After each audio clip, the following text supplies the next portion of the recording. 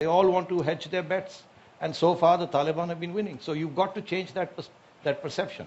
How do you do that? I think General McChrystal ventured into the right area when he said that you got to look at some of Pakistan's strategic concerns vis-a-vis India. And that, of course, is the sensitive area because India refuses to countenance any American role in trying to solve the Indo-Pak problem. But I think that's where the action is right now. And the Pakistanis will not give up the Quetta Shura.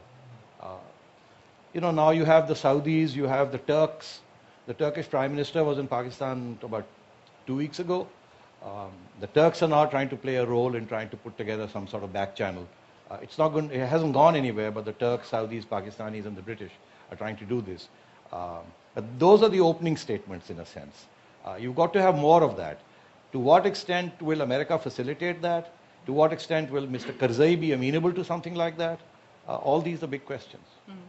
Michael Semple, we've heard from Senator McCain and also from General Hillier, the 40,000 troops, what's been asked for, is essential, is it? Because President Obama said to be expressing concern that too big of a footprint could also backfire. The point is it's not enough. Not enough in terms of 30 versus 40 versus 50, but this is not only going to be won through the US military. Where we've had really intractable problems in international intervention over the past 8 years have been more in the political domain. Difficult maintaining the coherence of the international presence there, working out who is leading it, ensuring that there is a real relationship with the partner in Kabul. And of course, we haven't managed significantly to improve the performance of the Afghan government. So I've said quite clearly that maintaining a robust US military commitment and its allied commitment is important. I rather think that ensuring that is long-term, because this problem is not going to go away. It's going to be messy for a long time, just as Najim Sethi said. That, for me, that looks more important in the kind of dialogues that I have. Because when it comes down to it, this war is going to be decided over the decisions of fathers of Pashtun young men who are being asked by Taliban commanders to give them their sons to go out and fight against the Afghan government.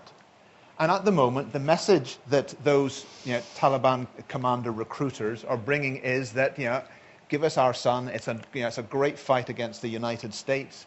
It's a fight against a puppet regime, and we're going to chase the Americans out, and the puppet regime is going to be toppled.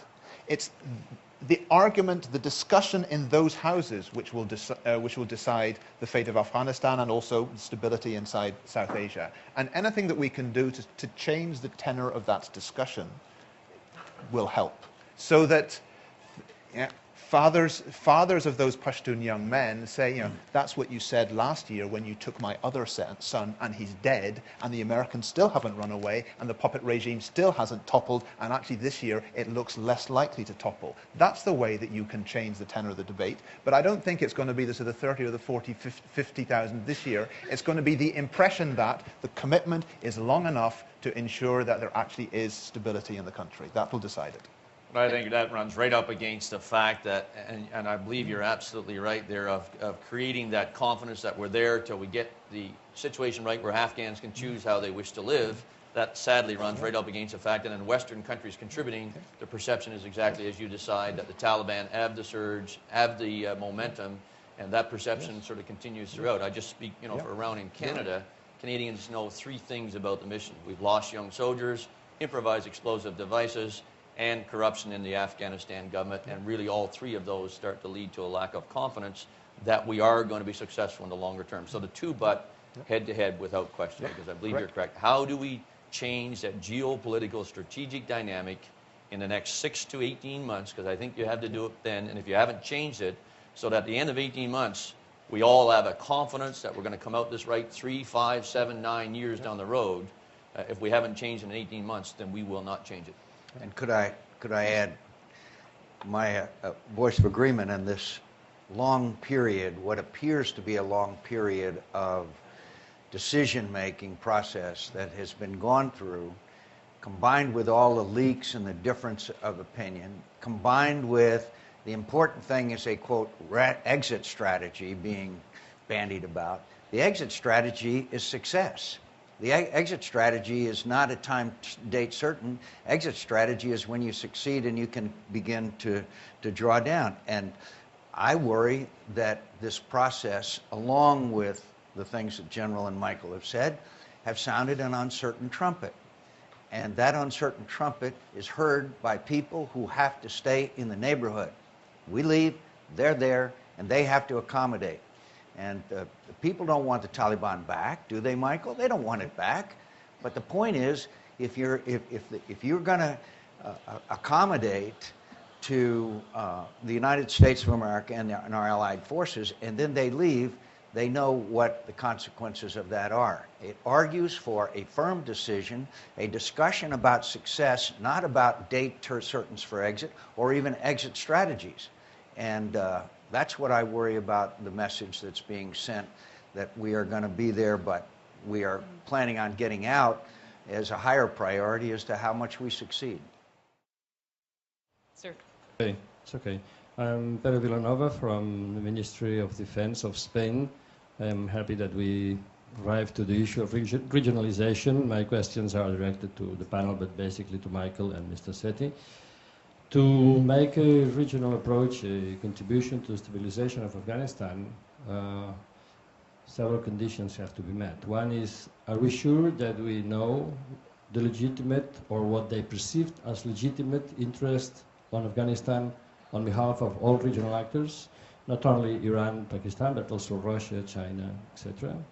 Second, are those legitimate interests, meaning legitimate as self-perception, compatible with our strategy? And third, are those legitimate interests, perceptions compatible among themselves? Thank you. Najim? I'm sorry, I didn't get Russia, that. looking at the region more broadly, there's Russia, there's China, there's other regional actors. Do they also have legitimate interests? Because we've been focusing quite a lot on Pakistan Yes, itself. yesterday, if you noticed, Defense Secretary Gates talked about other regional players, and he mentioned India and Russia, and then he referred to some Central Asia as well, because of the base in Kyrgyzstan, and the fact that that's an alternative supply route. Yes, they do have legitimate interests. If the Taliban were to overrun Afghanistan, then of course the Central Asian states would be directly threatened, which is why Turkey is now very interested and is getting into the act. So yes, they do have a stake. So does India, so does Pakistan. But the problem with this is that although we started off by talking about a regional approach, it ended up as AF-Pak, which really has been a very negative thing. Because it's enabled India to stay out of the loop formally, whereas it's very much part of the loop informally. And I think when Secretary Clinton was in Lahore 2 weeks ago, one of the things a lot of us said to her was that you have to pay attention to India and Pakistan. And not sufficient attention has been paid there. In fact, I personally think you have to bring Saudi Arabia into the game as well. Even though it's not a part of that region, yet I think Saudi Arabia will play a very important role in terms of mediating conflict in that area because of its historic role there, the role of the Saudi intelligence agencies and so on. And the Saudis have clout with the Pakistanis. So therefore, you need to bring in India and Saudi Arabia. Russia, I don't know. I don't think Russia has a major role to play there, but certainly the Central Asians, absolutely. Okay. Gentleman in the back. Hello, Kurt Volker, former U.S. Ambassador at NATO. Everyone won't get a chance to respond. Sorry. I wanted to draw a connection between two things that have been said already by the panel and put that as a question. First is the perceptions of resolve and commitment about who's ultimately going to be there in the long term to succeed and the effect that has on everyone's day-to-day decision making. But a lot of the language that people use when talking about this has been about America. Is America going to make the troop increase? Is America going to win? Is America going to lose? Does America have the resolve? My question is, how important is it that it not be seen as America's war, but rather a true international community effort? Does it take the ownership of the international community, and are we doing what it takes to get that ownership? Michael?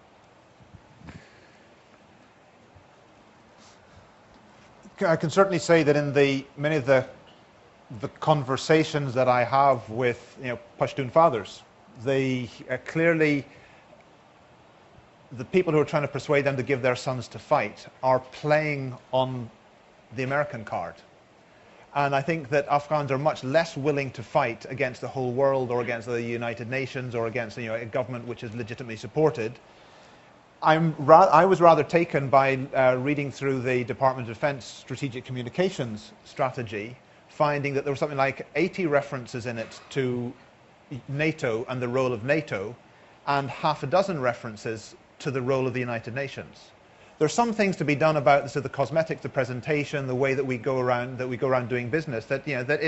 Whereas we need firm NATO commitment, but it shouldn't just look like it's a NATO show. And it's important that nobody should be able to forget that this is a United Nations mandated operation with a very important role for the United Nations, and this is the world trying to help Afghanistan with the United States as a key player in that. Gentleman here, Gordon. Yeah. One for Senator McCain, another for Michael.